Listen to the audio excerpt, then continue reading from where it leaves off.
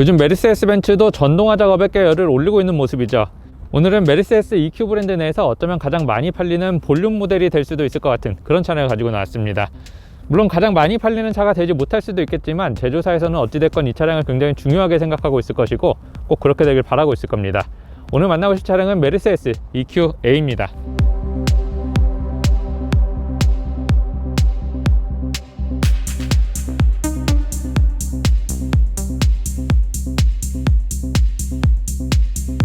한국에서 EQA는 5,990만원부터 시작하는 컴팩트 SUV이고 노멀 GLA의 플랫폼을 그대로 사용하고 있는 전기차입니다.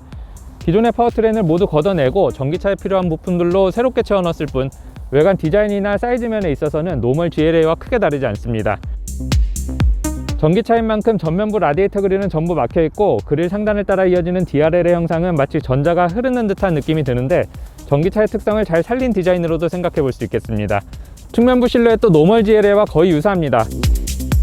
EQA 배지가 달려있다는 점과 휠의 형상이 조금 다르다는 점 정도의 차이만 있을 뿐이죠. EQA는 기본형, AMG 패키지, 그리고 AMG 패키지 플러스 이렇게 세 가지 트림으로 선택이 가능하고 각각의 트림에 따라서 이 휠의 형상에 조금씩 차이가 있는데 현재 리뷰 중인 이 차량은 AMG 패키지가 적용된 모델입니다. 전기차인 만큼 공력 성능을 극대화하기 위해서 휠의 개구율을 줄였음에도 불구하고 아이오닉5나 EV6에서는 찾아볼 수 없었던 디자인적 디테일이 살아있어서 좋습니다. 참고로 EQA의 공기저항 계수는 CD 0.28로 이는 외형이 완전히 똑같은 노멀 GLA에 비해서 무려 22% 정도 향상된 수치입니다. 리어램프도 하나로 길게 연결됐습니다. 전면부 DRL과 마찬가지로 마치 전기가 흐르는 듯한 느낌이 들어서 좋고 이 램프가 연결되면서 이 엠블럼은 자연스럽게 하단부에 배치가 됐습니다. EQA 테일게이트는 이 엠블럼을 눌러서 전동으로 열고 닫을 수 있고 기본 트렁크 용량은 340리터 정도로 배터리 때문에 이 트렁크 용량이 조금 희생되면서 노멀 GLA에 비해서는 이런 물병 100개 정도가 덜 들어가는 크기가 됐습니다. 2열 시트 등받이는 6대4로 폴딩이 가능하고 시트 등받이를 모두 접었을 때는 바닥이 거의 평평하게 유지되기 때문에 크고 무거운 짐을 깊숙한 곳까지 밀어넣기에도 좋고 트렁크 용량은 1320리터까지 늘어나게 됩니다.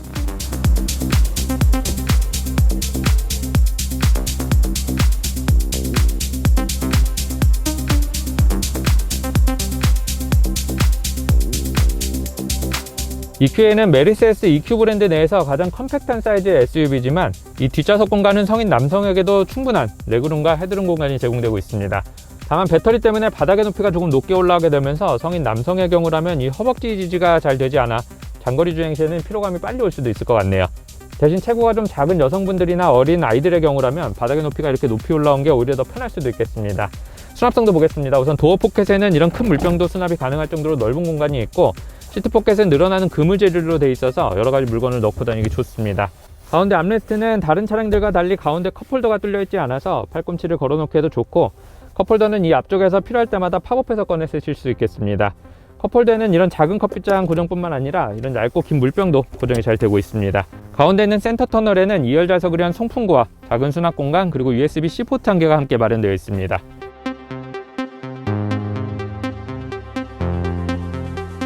EQA는 전기차이지만 이 후드 아래 프렁크가 적용되어 있지 않습니다. 노멀 GLA에서 엔진을 포함한 각종 기름진 것들을 모두 걷어내고 전기차에 필요한 부품들로 새롭게 채워 넣었을 뿐이죠. 물론 모든 전기차가 프렁크를 가지고 있는 건 아닙니다만 이렇게 부품의 개수가 줄어들었음에도 불구하고 실내 공간을 더 넓게 뺀다거나 프렁크와 같은 추가적인 실용성을 제공하지 못했다는 점에 대해서는 어떤 분들에게는 다소 아쉬운 부분일 수 있겠습니다. 물론 저에게는 전혀 문제될 게 없는 부분이기도 하죠. EQA는 향후 더 멀리 갈 수 있는 롱레인지 모델도 출시가 예정되어 있는데 현재 리뷰 중인 이 EQA 250 모델은 국내 환경부 인증 기준으로 306km를 주행할 수 있는 스탠다드 모델입니다. 배터리 용량은 66.5kWh로 동급의 아이오닉5 스탠다드 모델에 비해서는 8.5kWh 정도가 더 많이 확보가 되어 있지만 실제로 주행 가는 거리는 약 30km 정도가 더 짧습니다. 아무래도 무게 때문이겠죠. 참고로 EQA의 공차 중량은 동급의 아이오닉5에 비해서는 약 150kg 정도가 더 무겁습니다. 충전은 100kW급 급속 충전기를 이용했을 때 10%에서 80%까지 약 30분 정도의 시간이 소요가 되고 완속 충전은 9.6kW 출력으로 충전이 가능합니다.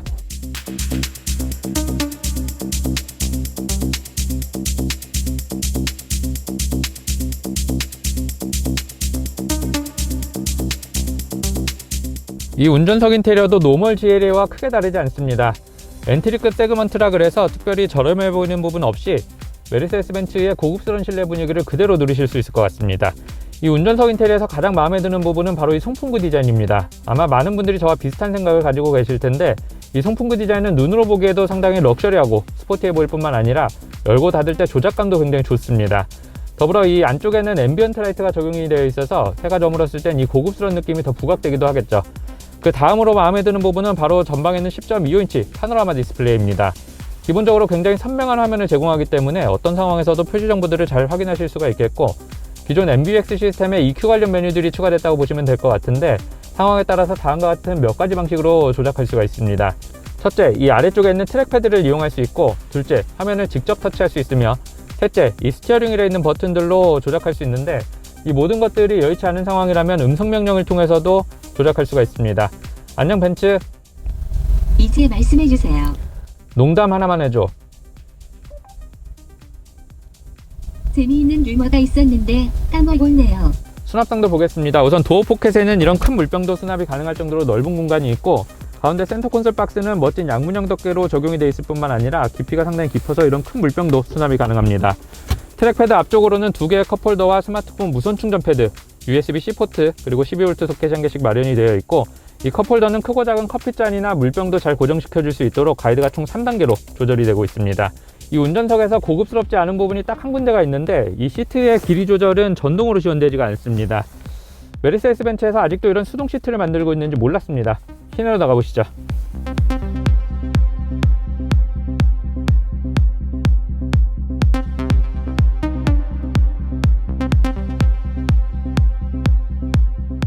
EQA는 GLA의 전동화 모델입니다. 최근 제네시스 G80이 G80 전동화 모델로 새롭게 출시된 것과 비슷한 느낌이죠.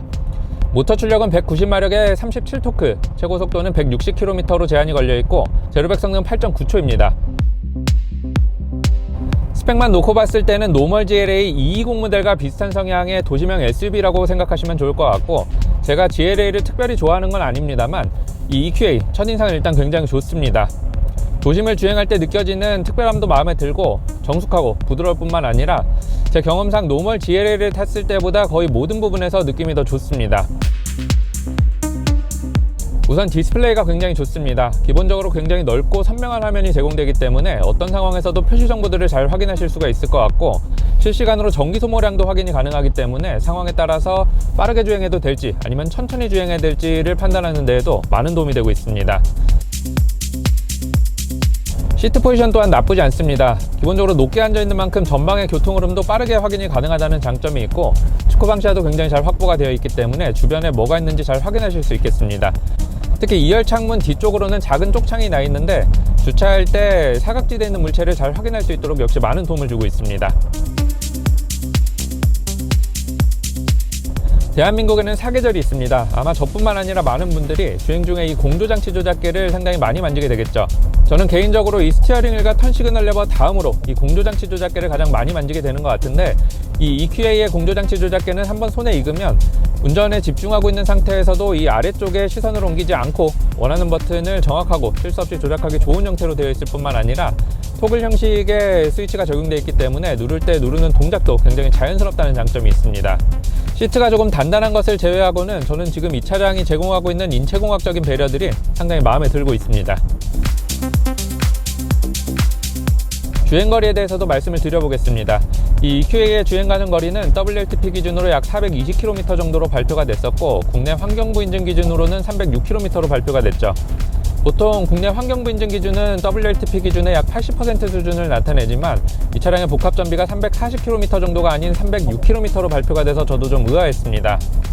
이 차량의 전비는 도심에서 4.3km, 고속도로에서 3.9km로 복합 전비가 4.1km 정도가 나오니까 이 배터리의 용량을 생각했을 땐 어지간해서는 약 275km 정도는 주행을 하실 수 있을 것 같고, 참고로 어제 제가 하루 종일 이 차량을 주행했을 때 복합 전비가 약 5.4km 정도가 나왔으니까 저처럼 노멀한 주행을 하시는 분들이라면 웬만해서는 약 300km 중후반대의 주행거리 정도는 확보할 수 있을 거라 보고 있습니다.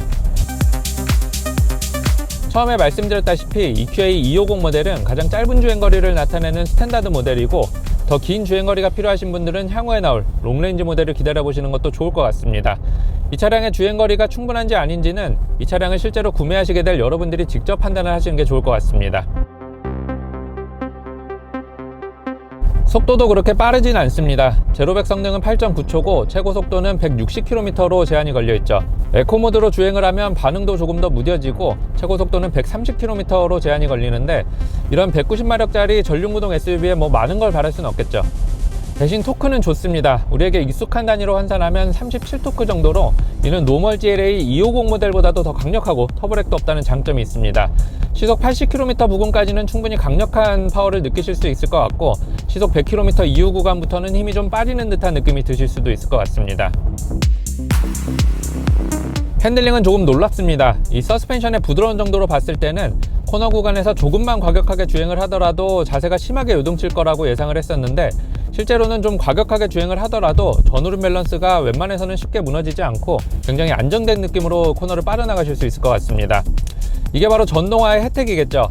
다만 1950kg이나 되는 무거운 공차 중량은 여전히 좀 부담이 될 수 있겠고 타이어가 한번 미끄러지기 시작하면 굉장히 위험한 상황이 연출될 수 있기 때문에 주의가 좀 필요하겠습니다. 회생제동의 강도는 이 스티어링 휠 뒤쪽에 있는 패드를 이용해서 몇 단계로 조절할 수가 있습니다. D 플러스 쪽으로 갈수록 타력 주행에 유리하고 D 마이너스 쪽으로 갈수록 회생제동에 유리하죠. 그냥 D 모드는 일반 내연기관 자동차를 탈 때 드는 느낌과 비슷한 정도의 감도로 이해하시면 좋을 것 같고 브레이크 시스템과 발전기의 협업도 굉장히 매끄럽게 잘 진행이 되고 있습니다. 메르세데스 벤츠도 그동안 이 하이브리드 시스템을 통해서 기반을 착실하게 잘 다져온 것 같습니다. EQL을 타신다면 아마도 빠르게 달리는 것에 대해서는 그리 큰 흥미가 없을 겁니다. 이 차는 스포츠카가 아니기 때문에 쥐어 짜내봐야 특별한 보상을 받을 수 없기 때문이죠. 이 차는 스릴 넘치는 차가 아닙니다. 그렇다고 먼 거리를 자유롭게 오갈 수 있는 차량도 아닐 겁니다. 이 EQL을 한마디로 요약하자면 멋진 외관 디자인과 실내 인테리어 그리고 부드러운 주행감을 제공하는 컴팩트 SUV이고 완벽하진 않습니다. 아마도 이 차를 가장 잘 탈 수 있는 방법은 도심에서 한적하게 주행하는 거겠죠. 마지막으로 이 차량의 현재 배터리 잔량은 82%고 시스템상으로 주행 가는 거리는 330km로 표시가 되고 있습니다.